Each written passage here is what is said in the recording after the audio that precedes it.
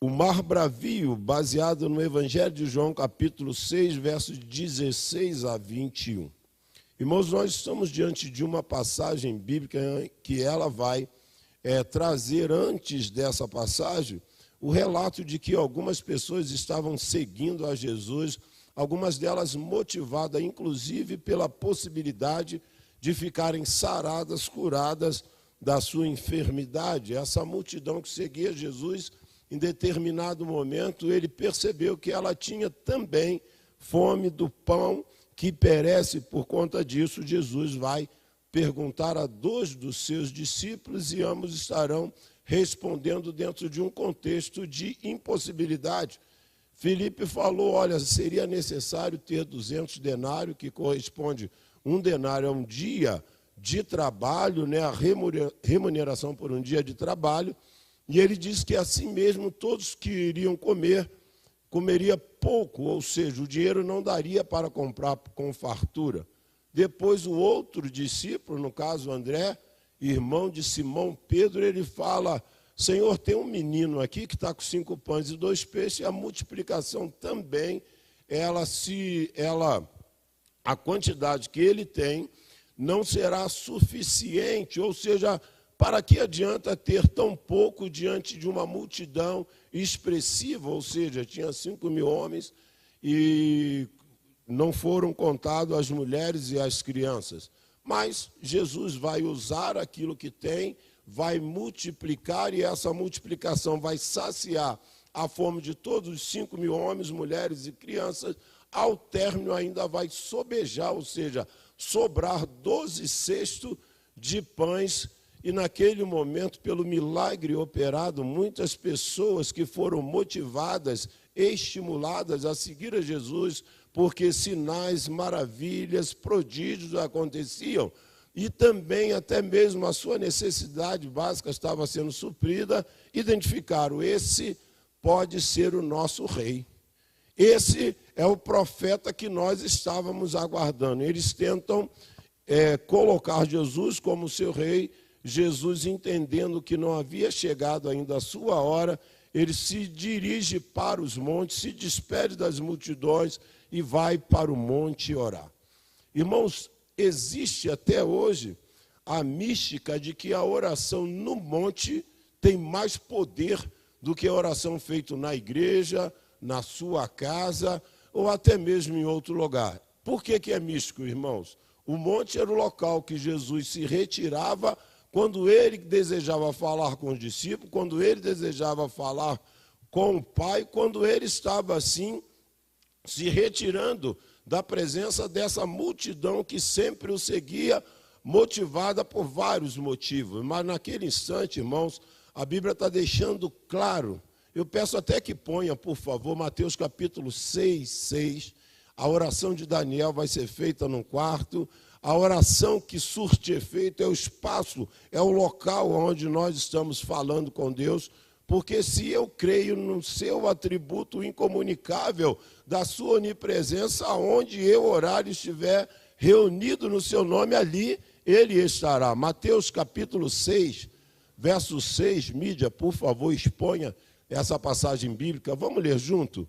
Tu, porém, quando orares, entra no teu quarto, e fechado a porta, orarás ao teu pai que está em secreto, e teu pai que vem em secreto te recompensará. Derrubamos a mística de que a oração no monte ela tem poder, tem efeito, e eu não indicaria ninguém que mora no estado do Rio de Janeiro que fosse, principalmente de madrugada, orar no monte. Correria um risco tremendo, não é? De ter que deixar o hino que a Ana cantou, né? Entrego tudo, porque alguém ia falar para você, perdeu. Perdeu, você ia ter que entregar tudo mesmo, não é?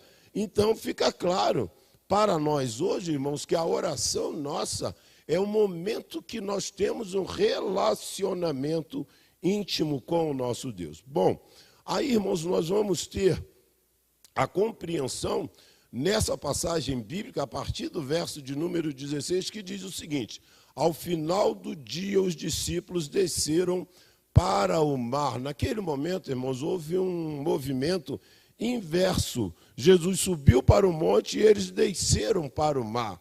A Bíblia vai falar, irmãos, que nesse instante o colégio apostólico, composto de 12 discípulos, eles estão sem a presença física de Jesus, se deslocando, e nesse deslocamento eles estão saindo e indo para Cafarnaum, talvez aí em torno de 23 quilômetros de distância, e eles estavam navegando, remando, e Jesus não estava ali presente. O que nós vamos entender, irmãos? Que eles entram num barco, estão indo para Cafarnaum, já estava escuro e Jesus não tinha ido aonde eles estavam. Ou seja, eles estão navegando sem a presença física de Jesus. Isso vai gerar para eles uma inquietação muito grande. Sabe por quê? Nenhum de nós conseguimos viver sossegado, como perguntou o nosso irmão João, se Jesus não estiver conosco, irmãos. Nós fomos feitos para viver sob a égide do Espírito Santo, sob a orientação da palavra de Deus e com a presença do Senhor em nossas vidas. É por isso que nós estamos compreendendo nessa hora que os discípulos estão sem a presença, se deslocando para Cafarnaum. Nós vamos ter aqui também a compreensão, irmãos, como nós um dia tivemos. Conta um relato, esse relato é histórico, né? Há um local, irmãos, que ele encurta o caminho para nós chegarmos até a Antártica, ou Antártida. Esse deslocamento, obrigatoriamente, para países como Chile e também Argentina, que tem essa proximidade do continente, existe uma passagem chamada Estreito de Drake. O Estreito de Drake, ele leva nome de um britânico chamado Francis Drake, e é atribuído isso no século XVI. Só que tem um fato muito marcante. É um caminho curto, porém mar bravio. Há um relato, aí eu não sei a precisão do relato, de que mais ou menos 800 navios foram a pique, com a perda de mais ou menos 10 mil marinheiros. Então, esse relato ele é tão interessante porque há um caminho mais longo que também te leva no mesmo lugar, chamado Estreito ou passagem Estreito de Magalhães. O que aconteceu? Esse Francis Drake, que ele é, na verdade, alguém que é considerado um explorador, que no século XVI vai descobrir esse caminho, mas, ironicamente, ele jamais passou pelo Estreito de Drake. Ele, por prudência, ele ia para o Estreito de Magalhães. Era mais longo, porém mais seguro para ele. Então, aquele homem que leva o nome do Estreito de Drake com todas essas suas particularidades, aonde o clima meteorológico marítimo ali, irmãos, eles são considerados os mais adversos do mundo. Ele jamais passou por esse lugar. E agora, irmãos, talvez, vivendo algo muito semelhante, os discípulos estão sentindo que eles estão se deslocando e estão no mar, navegando. Jesus não está com eles, estão com medo do mar bravio. E o verso 17 diz que eles entram no barco, rumam para Cafarnaum, e já estava escuro e Jesus não tinha ido ainda onde eles estavam. Aqui, irmãos, provavelmente era de madrugada, ou seja, para o judeu, a noite se divide em 4 vigílias. A primeira vigília vai das 18 até as 21, a segunda de 21 até 0 horas, das 0 horas até 3 horas, e de 3 às 6 é a 4ª vigília da noite. A Bíblia diz que esse fato ocorre na 4ª vigília com a probabilidade muito grande de já estar próximo de amanhecer, mas eles estão desesperados porque o mar bravio, tudo escuro, e eles se sentindo inseguros porque Jesus não está presente naquele momento com eles. Ou seja, os discípulos navegando para Cafarnaum, Jesus não estava com eles, Jesus ficou lá no monte, provavelmente, irmãos, exercendo um dos seus ofícios, que é de sacerdote, orando, intercedendo pela multidão, pelos discípulos. Há um clamor do Senhor nessa oração sacerdotal que se dirige não só aos 12, mas também para nós, que ele diz o seguinte: Pai, não peço que os tires do mundo, mas que os livre do mal, do maligno, das astutas ciladas que ele prepara. E provavelmente, naquele momento, eles não estavam sozinhos. Hoje nós trabalhávamos isso lá na nossa classe, está o Nicolas ali, não é? Que estavam conosco lá na classe, acerca de atributos incomunicáveis de Deus, dentre eles a onipresença. Há momento em nossas vidas que parece que estamos lutando com o nosso próprio braço, com a nossa própria força, mas é Deus que está dirigindo, conduzindo todas as coisas, porque Jesus está presente em nossas vidas, Ele não nos abandona. Salmo 27, 10, ele chega a fazer uma comparação extremada: ainda que o teu pai, que a tua mãe te desampare, eu, o Senhor, jamais te desampararei. A promessa dele é o seguinte: eu estarei contigo todos os dias, até a consumação dos séculos. Tenha certeza disso. O mar bravio não determina que o Senhor está ausente, mas sim que nós estamos propensos a passarmos por adversidade nesse mundo. Muitas são as tribulações, muitas são as lutas, as aflições do justo, mas a Bíblia diz que o Senhor as livra de todas. O próprio Jesus, ele compartilha conosco. Se ele foi perseguido, se ele sofreu sendo o Senhor, que dirá nós que somos seus servos? E ele não omitiu isso de nós. No mundo vocês terão tribulações ou aflições, mas tende bom ânimo, persevere, porque eu venci. Se nós somos co-herdeiro com Cristo, nós somos mais do que vencedores, porque a vitória de Cristo, ela foi consolidada na cruz do Calvário. E há uma frase interessante que escutei no congresso de pastores, que diz o seguinte: mesmo diante de todas as adversidades, mesmo que esteja sobre a sua vida soprando todos os ventos contrários, não desista, não pare de remar, não pare de lutar, porque no tempo de Deus a vitória virá. A Bíblia fala, irmãos, que o mar começou a ficar empolado. Aqui, na verdade, o mar está revolto, agitado.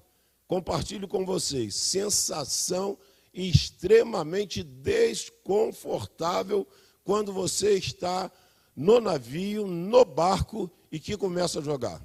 Eu admiro o pescador que o barco sobe, desce, e popa, proa, e ele não sente nada. O irmão até destacou, né, que Pedro ficou com dificuldade de nadar, mas não fala que ele teve enjoo, que ele mareou, que ele não era mareado. Mareado é aquele que faz, durante todo esse translado aí, passa um desconforto tão grande que dá a ele refluxo, né? Bate e volta, entra e sai, e ali não diz nada disso, porque esses homens estavam experimentados, mas aí a Bíblia diz que soprava um vento muito forte, ou seja, uma tempestade. O mar bravio, irmãos, pode provocar temor, inquietações, medo, desespero. Mas nada disso, irmãos, deve nos tirar a certeza de que Deus está conosco, de que Deus está presente, irmãos, nessa hora.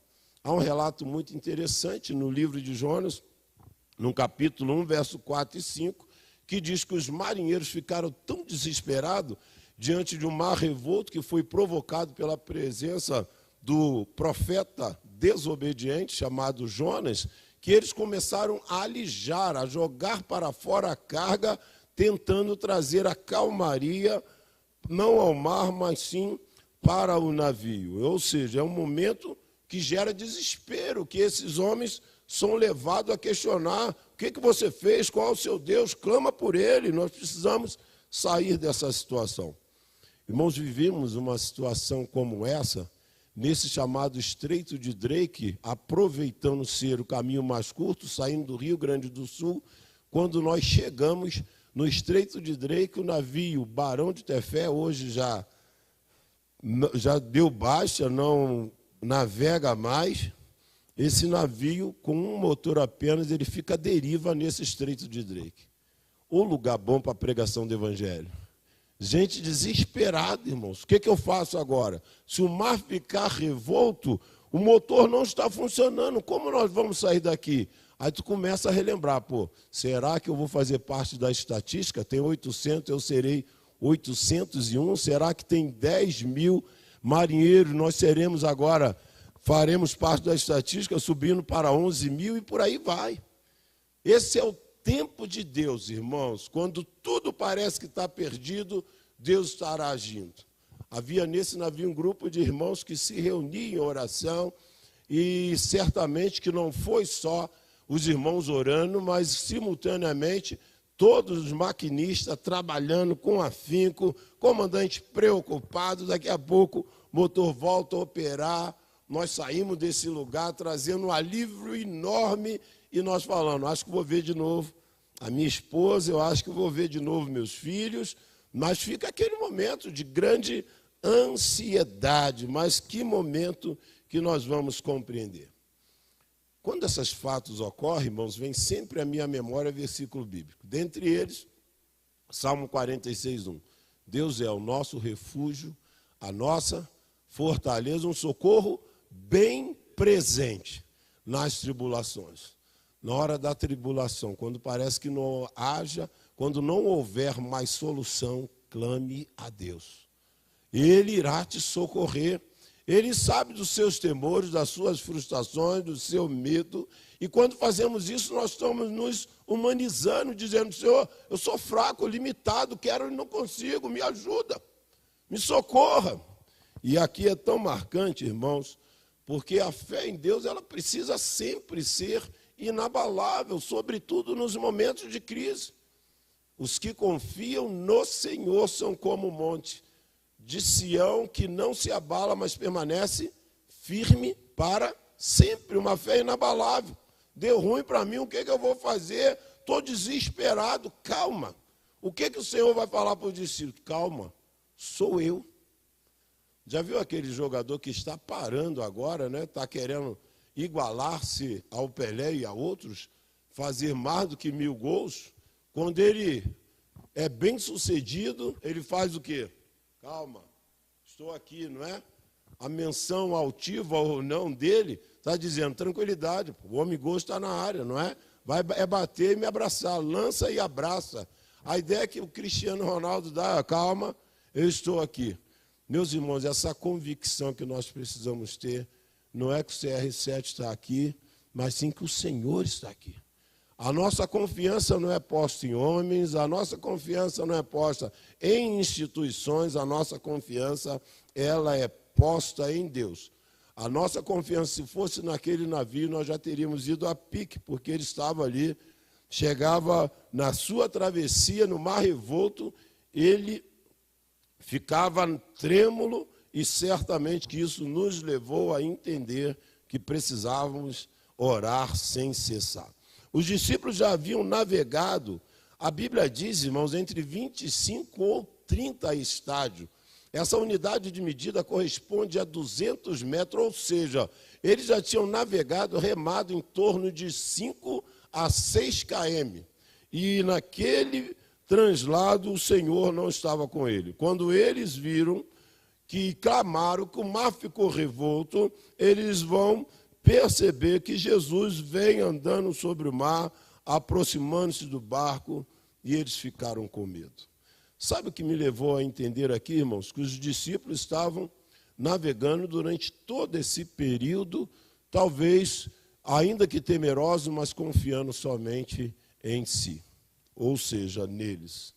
Me fez lembrar, os irmãos que são professores da IBD, que têm o livro, lerão essa nota que o autor põe, que diz o seguinte, que nós devemos trabalhar como se tudo dependesse de nós e devemos orar como se tudo dependesse do nosso Deus. Ou seja, há uma parceria, irmãos. Quando nós oramos, é porque nós cremos que o nosso Deus, ele transcende a todas as coisas, e esses homens estão nessa parceria agora, vendo Jesus se aproximar, andando sobre as águas, não identificaram, pensaram ser um fantasma e ficaram com medo. Irmãos, existem coisas dentro do Evangelho que, inclusive, elas nos levam também a evidenciar os nossos medos, as nossas limitações. Foi interessante o testemunho que nós ouvimos agora lá na Sebesp, que eu louvo a Deus pela tua vida, pela vida dessa igreja, que pôde cooperar, contribuir. Não só, irmãos, nós tivemos cooperação quase na sua totalidade, né, das associações da nossa Sebesp, porque eles definiram uma cidade para cooperar, não havia como ajudar todo o estado. E eles foram para Eldorado do Sul, e ali em Eldorado eles contam que foram vários voluntários nossos, das igrejas batistas, das associações, das 44 associações que pertencem à nossa convenção. E quando eles chegaram lá, falaram: minha senhora, nós viemos ajudá-la a remover as coisas que ficaram sobre a água, sobre lama do seu aposento. Sabe quem era aquela senhora? Era uma senhora, dona de um terreiro, como se chama hoje, né, de matriz africana, com chamada de mãe de santo. E como eles se propuseram a fazer isso, viveram uma luta enorme. E agora, ajuda ou não ajuda? Vou estar ajudando a um Deus que tem boca, mas não fala, tem ouvido, mas não ouve, tem olho, mas não vê. Sabe o que eles fizeram? Entenderam? Se Deus nos enviou aqui para ajudar, porque Ele tem um propósito. Marcante para mim, irmãos, a ajuda desses irmãos. Ao término desse trabalho, a senhora disse o seguinte: eu não quero mais servir ao Deus que eu sirvo, eu vou servir o Deus de vocês, porque só Deus, para trazê-los de São Paulo para o Rio Grande do Sul, sem me conhecer e me ajudarem com tanta generosidade. Essa senhora se rendeu a Cristo. Aquilo que foi separado provavelmente foi lançado fora. Essa senhora é uma nova criatura em Cristo Jesus, mesmo diante de um quadro que alguns ficaram atemorizados. Algumas pessoas, às vezes, irmãos, não gostam nem de falar do nome do diabo, né? Aquele de capa preta, né? Aquele que tem a cauda grande, por aí vai. Mas naquele instante, irmãos, esses irmãos entenderam que mesmo diante de alguns receios, eles precisavam avançar, porque Deus tinha um propósito maior na sua vida. A nossa lição de hoje da escola bíblica dominical, ela vai falar que a pregação da palavra de Deus, ela tem como propósito alcançar as pessoas mais improváveis possíveis. Por isso que a Bíblia diz, irmãos, que devemos pregar a toda criatura, porque as pessoas mais improváveis, como essa senhora de matriz africana, se rendeu a Jesus, não pela generosidade, mas pelo poder da palavra que foi a ela compartilhada, e também pelo testemunho que aqueles que ali estavam concederam ou permitiram que o Senhor assim fizesse através da vida deles. Irmãos, a igreja está passando um momento, para mim, glorioso, não só dessa participação na associação, mas um resgate daquilo que a igreja sempre fez. Às terças-feiras, né, nós temos passado experiências marcantes com Deus aqui, com os homens, com as mulheres, mas sobretudo em trabalhos externos. Terça-feira nós tínhamos 12 irmãos conosco na Santa Casa. Dentre esses irmãos, eu contei, Mauro, devia ter uns 7 que chegaram recentemente na igreja. Irmãos, o evangelho não dá para ser feito com saudosismo. Lá atrás eu fiz, é para fazer hoje. A história se renova, pessoas para serem salvas.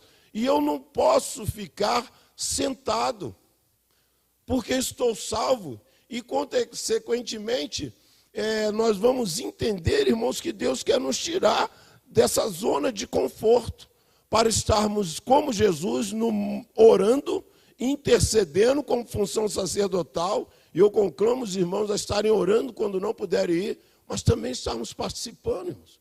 Esses aqui que foram pela Sebesp passaram por uma experiência marcante com Deus, que os levou a testemunhar da conversão improvável de uma senhora que estava tanto tempo perdida, sem salvação, e que talvez alguns julgaram até como causa perdida. Mas a Bíblia diz, mas Jesus lhe disse, sou eu, não tenham medo. Verso 20, Jesus se identifica, calma, não é um fantasma. Irmãos, aqui estamos diante de um fato sobrenatural, não há um relato em que o Jordão, que o Mar Vermelho se abriu, o povo passou de pé enxuto. Mas esse relato, andar sobre as águas, era um fato sobrenatural. Ainda que Pedro tenha também passado pela mesma experiência, no primeiro momento, eles estão receosos, com medo, é de madrugada, e eles estão vivendo essa expectativa de saber quem é que estava se deslocando. Irmãos, há uma frase que diz que a presença de Jesus no nosso barco não vai evitar tempestade. Pastor, eu sou crente, estou passando uma luta enorme. Irmãos, a luta, ela está atrelada à carreira cristã. Aquela propaganda, eu vou pegar o pessoal do jurídico aí para me dar um apoio, para nós irmos lá para pequenas causas, não é? Pare de sofrer. Essa propaganda do Evangelho, Pare de Sofrer, irmãos, ela frustra muita gente. Tem gente que foi motivada a seguir a Jesus querendo uma casa de praia lá em frente à praia de Cabo Frio, lá em frente à praia em Santos, em lugares aprazíveis, uma chácara, coisa dessa natureza. E às vezes é o contrário, irmãos. Tem gente que aceitou a Jesus, entrou em crise dentro da sua própria família, o pai não aceitou, a mãe não aceitou, alguns deles tiveram até mesmo que enfrentar todas essas dificuldades. Mas eu quero, irmãos, entender isso, que depois dessa adversidade, Deus tem algo abençoador. Essa viagem de Barão de Tefé, irmão, sabe o que ela me rendeu? Eu retornei com a possibilidade de comprar 3 coisas. Uma geladeira, um fogão e uma televisão. Sabe o que eu fiz com tudo isso? Convidei essa jovem aqui para 3 meses de noivado para nós casarmos. Então, depois das adversidades, Deus tem algo abençoador para a nossa vida, por isso que não vale a pena abandonar, irmãos. Eu tinha um irmão lá no Rio que encontrava com ele e falava, e aí, pastor, só vitória, hein? Só vitória, só bênção, só glória, só louvor. Falei, irmãos, vai chegar o momento da pancada aí, talvez você não esteja preparado, não é? Então, o que nós entendemos, não devemos ter medo de ter uma experiência com Jesus, pois Ele não nos abandona. Essas pessoas que foram ali, irmãos, ontem, e eu agradeço a Deus, estava a Ana e a Letícia nos representando ali como juventude. Teve jovens do Colégio Batista que foram também lá no Rio Grande do Sul. Adolescentes, jovens, os pais tiveram que assumir a responsabilidade, o missionário foi os acompanhando, alguns membros também da igreja. Esses jovens chegaram lá, irmãos, eles trabalharam tanto que quando os pais receberam, ficaram impactados. Isso não lava um prato, meu irmão. Isso não lava o copo. Isso não arruma a cama. Não, pai. O pai disse que quando esses meninos voltaram diferentes, transformados, porque tiveram uma experiência pessoal com o Senhor. Sabe o que vi ontem? Um desses jovens tomando posse dentro da diretoria da Jubesp. Esse jovem teve uma experiência com Deus. Sabe qual foi a experiência? Esses jovens foram para trabalhar, acreditam, não é? Adolescentes, jovens, foram só o Espírito Santo de Deus, né, irmão, para promover isso. E os pais falaram, em casa isso não faz nada, rapaz. Só come, deixa o prato, o copo não lava, cama toda desarrumada. Irmãos, esses jovens, não só isso. Nessa casa que eles estavam arrumando, depois de tudo limpo, essa senhora também se rendeu a Jesus. Esses meninos voltaram impactados, irmãos, porque quando eles falaram, vou ter uma experiência, mesmo num local completamente adverso, não é? Quando nós estávamos falando acerca dessa travessia, nós estávamos indo para uma área considerada inóspita, ou seja, cuja probabilidade de você viver ali é quase zero. mas Deus consegue nos adaptar em lugares que nós, às vezes, não gostaríamos de estar, ou gostaríamos que Ele estivesse num quadro mais favorável, mas é ali que Deus vai nos usar, irmãos. Esses jovens experimentaram algo vindo da parte de Deus. No último verso, irmão, verso 21 diz: então eles o receberam com alegria e logo o barco chegou ao seu destino. A vida cristã, irmãos, ela é composta de vitórias, de alegrias, de bênçãos, de frustrações, mas também de tempestade.